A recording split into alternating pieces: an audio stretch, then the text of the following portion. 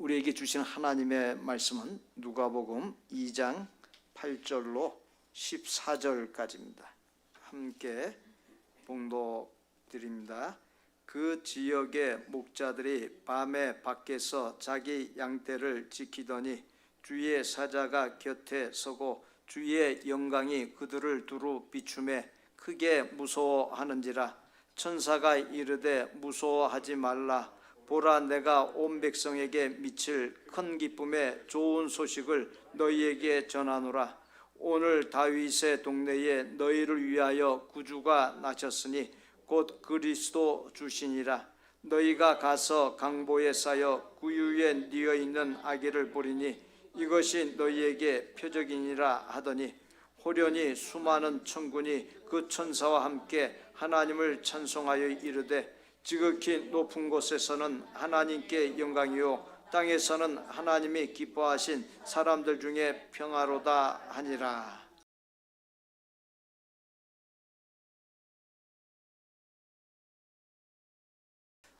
어떤 대학 교수가 자기의 사랑하는 제자에게 종이를 한 장 주면서 자신의 일생을 통해 꼭 가지고 싶은 것들을 적어보라고 했습니다. 이 제자는 평소에 자기가 가지고 싶었던 것들을 그 종이에 열심히 적었습니다. 건강, 지식, 명예, 사랑, 권력, 돈 등 그 적은 것들을 교수님께 보여드렸습니다. 교수는 그가 적은 내용들을 한참 들여다보더니 그 청년의 얼굴을 바라보며 이렇게 말했습니다. 여보게, 자네가 종이의 삶에 필요한 여러 가지를 적었지만 가장 중요한 것을 빠뜨렸다네. 그것이 없으면 자네가 가지고 싶어하는 것들을 모두 가졌다 할지라도 별 의미가 없다네 라고 말했습니다. 청년은 당황해하며 교수님, 그 가장 중요한 것이 무엇입니까? 라고 반문했습니다. 그러자 교수는 연필로 청년이 적은 목록들에 X 표시를 하고는 그 밑에다가 마음의 평화라고 크게 써주었습니다. 청년은 건강, 지식, 명예, 사랑, 권력, 돈 등의 것들보다 가장 중요한 것이 마음의 평화라고 하는 사실을 깨달았습니다. 훗날 마음의 평화라고 하는 책을 썼습니다. 그 책이 1946년 뉴욕 타임즈가 선정한 베스트셀러 목록에서 1년 동안이나 1위를 차지했고 수백만 부가 팔려나갔습니다. 바로 그 책을 쓴 청년의 이름이 조슈아 리브만이라고 하는 사람입니다. 잠언 17장 1절에 마른 빵 한 조각을 먹으며 화목하게 지내는 것이 진수성찬을 가득히 차린 집에서 다투며 사는 것보다 낫다. 생각해 보십시오. 마른 떡 한 조각만 놓고서 겨우겨우 먹고 산다는 것은 몹시 어려운 일입니다. 세상에 가장 비참한 것 중에 하나가 제대로 먹지 못하고 사는 것일 것입니다. 그러나 그것보다 더 못한 것이 서로 다투고 싸우며 사는 것이라고 하는 사실입니다. 그렇게 마음의 평화, 이 마음의 평화는 아무리 강조해도 부족합니다. 인간 삶에 활력을 주는 절대적인 요소가 마음의 평화입니다. 적군의 총알이 빗발치는 전쟁터에서 한 통신병이 부대 간의 교신을 할 수 있도록 전선을 수리하러 나갔습니다. 아군 수십만 명의 목숨이 달린 전선이었습니다. 드디어 끊어진 데를 발견했습니다. 그런데 전선을 이어줄 아무런 기구가 없었습니다. 그래서 급한 나머지 양쪽 전선을 양손으로 붙잡아 전선이 이어지게 하고 그 즉시 전화를 쓸 수 있게 되었습니다.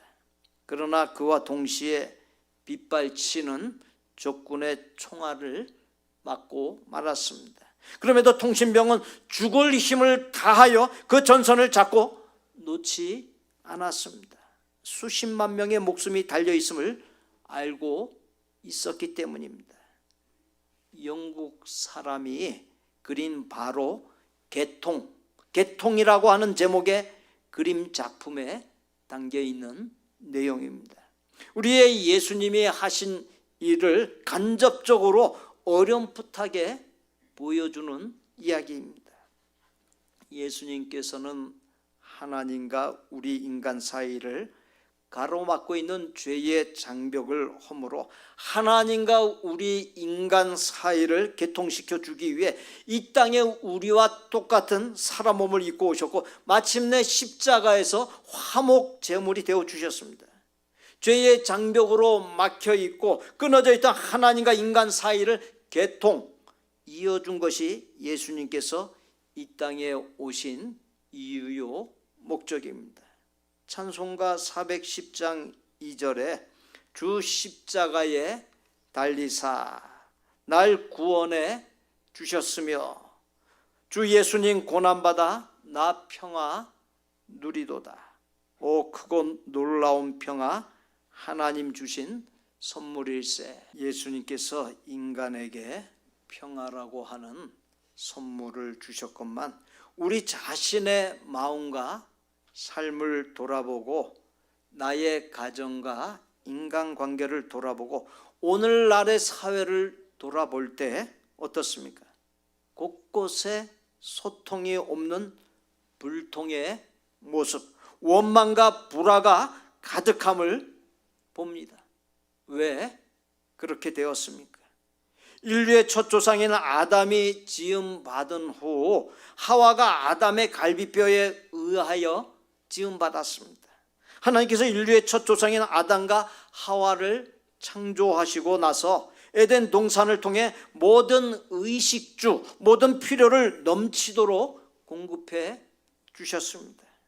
단지 에덴 동산 중앙에 있던 선악과만은 손대지 못하게 하셨습니다. 아담과 하와는 처음에 하나님의 지시에 따라 살았습니다. 그래서 하나님과의 관계가 평화로웠습니다. 그러한 가운데서 아담은 하와를 향해 내 뼈 중에 뼈요, 내 살 중에 살이라고 고백을 했습니다. 그러던 어느 날 뱀, 곧 사탄의 유혹으로 하나님께서 금하신 선악과를 먹음으로 하나님의 지시를 어겼고 하나님과의 관계가 깨지고 말았습니다. 그러자 하와를 향해 내 뼈 중에 뼈요 내 살 중에 살이라고 했던 그 아담의 고백이 저 여자로 바뀌고 말았습니다. 그리고는 원망과 책임전가 불화가 이루어졌습니다. 한마디로 평화가 깨진 것입니다. 창세기 11장에 노아의 후손 중에서 벨렉이라고 하는 사람의 시대에 바벨탑을 쌓는 사건이 있었습니다. 바벨탑을 쌓기 전엔 모두가 하나의 언어를 쓰면서 평화롭게 살았습니다. 바벨탑을 쌓아 하늘에 닿으려 했던 시도는 하나님과 동등해지려고 하는 교만을 상징해 줍니다. 인간의 능력을 과신하며 창조주 하나님의 영역을 침범하려고 한 사건입니다. 바벨탑 사건으로 사람들이 뿔뿔이 흩어졌고 마음과 말이 통하지 않는 일들이 일어났고 인간 세계에 서로 끊임없이 물고 뜯는 비참한 결과를 낳았습니다. 아담과 하와의 범죄, 바벨탑 사건이 말해주는 바는 하나님과의 관계가 깨어질 때 모든 평화가 다 깨어진다라고 하는 사실입니다. 그렇게 무엇보다도 그 선물은 하나님과의 관계 회복에 있습니다. 하나님과의 송산된 관계가 회복될 때 가족, 이웃과의 관계가 회복되고 평화를 맛보고 누릴 수 있습니다. 범죄하고 타락한 인간은 인간 역사 속에서 낭만주의, 합리주의, 계몽주의, 실존주의, 공산주의, 과학주의 등등 하나님, 예수님 없이도 얼마든지 잘 살 수 있다라고 생각을 했습니다. 그러나 제1차, 제2차 세계대전으로 그와 같은 모든 꿈이 산산조각 나고 말았습니다. 서로 싸우고 무너뜨리고 죽이고 말았습니다. 더구나 공산주의 이론을 기초한 칼 막스는 하나님 없이도 빵 문제를 해결하고 지상 낙원을 만들 수 있다라고 하면서 무신론을 주창했습니다. 그러나 결과적으로 공산주의는 감시 체제 하에서 폐쇄적인 사회를 만들고 인권과 자유를 마구 짓밟고 유린함으로 평화를 깨트리는 비참한 결과를 가져왔습니다. 또한 풍부와 편리함을 안겨주었던 과학주의는 전 세계 사람들을 순식간에 대량으로 살상하는 무기 경쟁을 가져왔고 지구를 한 방에 날려버릴 수 있는 위기 속에 놓이게 했습니다. 세상 어디에도 안전의 사각지대가 없게 되었고 언제 어디에서 무슨 일들이 일어날는지 모르는 평화 없는 세상이 되고 말았습니다. 아무리 시설이 잘 갖춰진 고아원이라 할지라도 고아들에게 참된 기쁨과 행복, 마음의 평화를 줄 수 없습니다. 그 이유는 단 한 가지, 사실 곧 따뜻한 어머니의 품이 없기 때문입니다. 마찬가지 하나님 없는 개인과 가정과 교회와 인간관계는 부모가 없는 고아원과도 똑같습니다. 거기엔 결단코 참된 평화가 없습니다. 예수님께서 오신 이유와 목적은 가장 먼저 우리네 인생들로 하여금 하나님과의 사이에서 깨어진 평화를 회복하기 위해서입니다. 2025년의 성탄절을 보내고 있는 우리 모두는 이 성탄절에 무엇보다도 하나님과의 관계를 점검하고 하나님과 송산된 관계를 회복하고 하나님과 평화하는 데 최우선점을 둘 수 있어야 합니다. 하나님과의 관계를 회복한다는 것, 하나님과 평화한다는 것은 나를 하나님께로 일치시키는 것을 가리킵니다. 그것을 위해 예수님을 나의 삶 중심에 모셔드리고 예수님의 영성과 인격을 닮을 수 있어야 합니다. 평화의 기도로 유명한 프란치스코의 이야기입니다.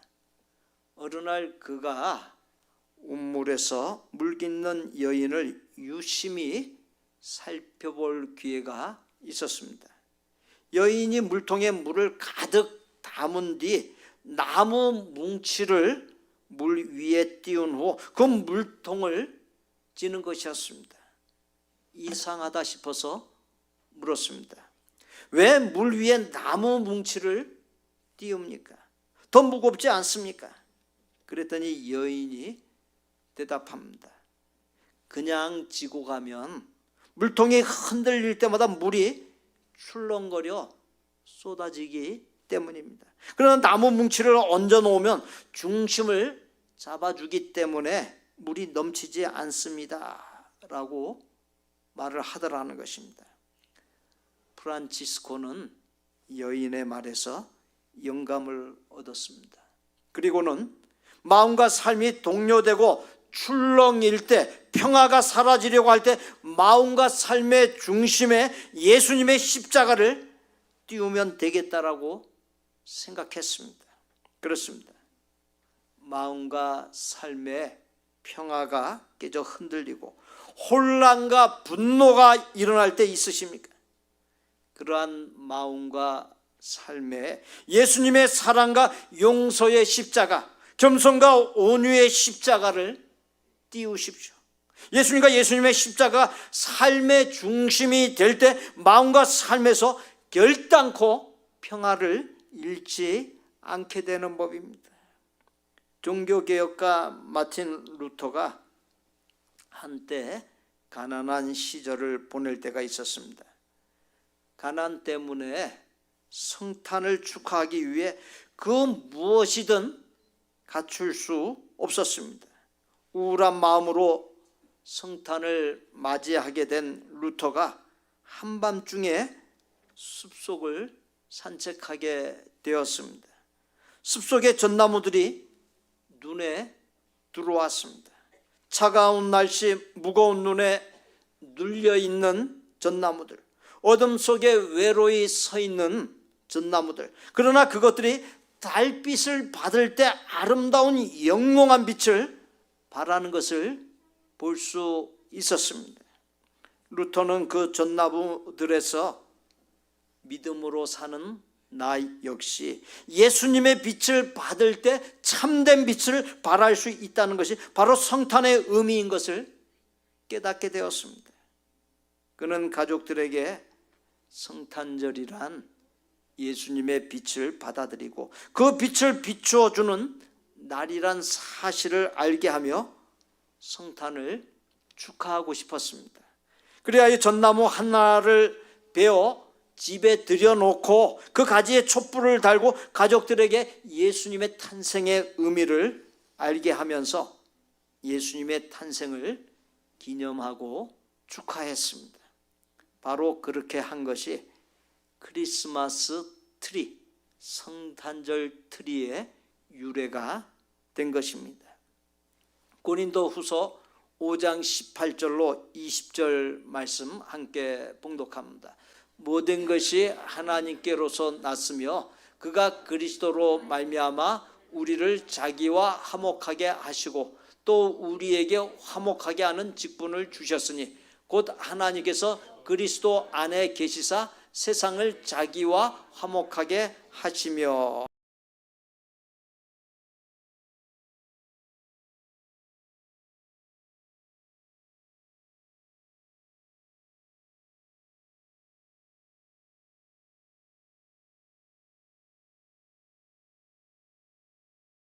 하나님께서 독생자 예수 그리스도로 말미암아 하나님과 우리 사이를 화목하게 하셨듯이 하나님께서 그와 같은 복과 은혜를 누리고 있는 우리에게 하나님과 다른 사람들 사이를 화목하게 하는 직분, 사명을 주셨습니다.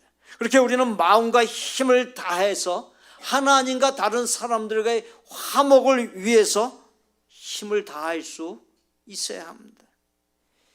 영국 사람들은 성탄절 다음 날을 복싱데이라고 해서 행사를 갖습니다.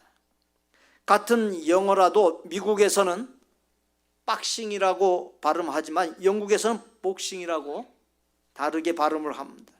복싱데이란 성탄절에 받은 많은 선물 중에 일부를 상자에 넣어두었다가 다음날 주변에 어려운 이들이나 평소에 고마웠던 이들을 찾아가 선물을 나누는 날을 가리킵니다. 상자에 넣어두었다가 전해준다 하여서 복싱데이라고 이름을 붙인 것입니다. 사랑하는 성도 여러분, 평안은 하나님께서 독생자 예수 그리스도께서 인간 몸을 입고서 이 세상에 태어남으로 인간에게 전하여진 최고로 기쁜 소식이요 인간에게 주어진 최고의 선물입니다.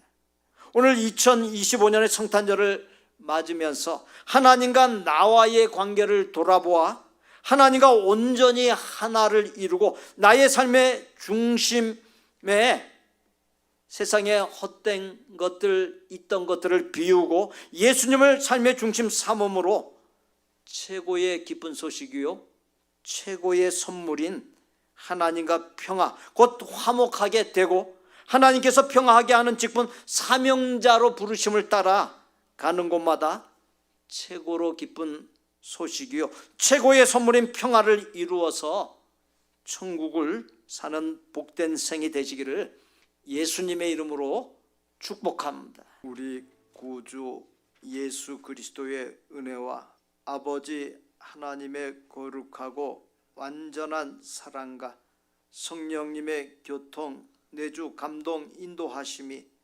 언제나 하나님과 하나 되고 예수님을 삶의 중심 삼음으로 하나님과 화목 평화하고 하나님께 받은 평화의 직분 사명을 잊지 아니하고 평화의 왕으로 오신 예수님을 따라 마음과 힘을 다해 평화를 이루는 가운데 하나님의 나라인 천국을 만끽하며 살기로 소원하고 작정하는 모든 아름다운 마음의 성도들과 그 가족과 생업과 학업과 대인관계와 미래 위에 우리 복된 교회 신앙 공동체 위에 이제로부터 영원토록 함께 계실지어다.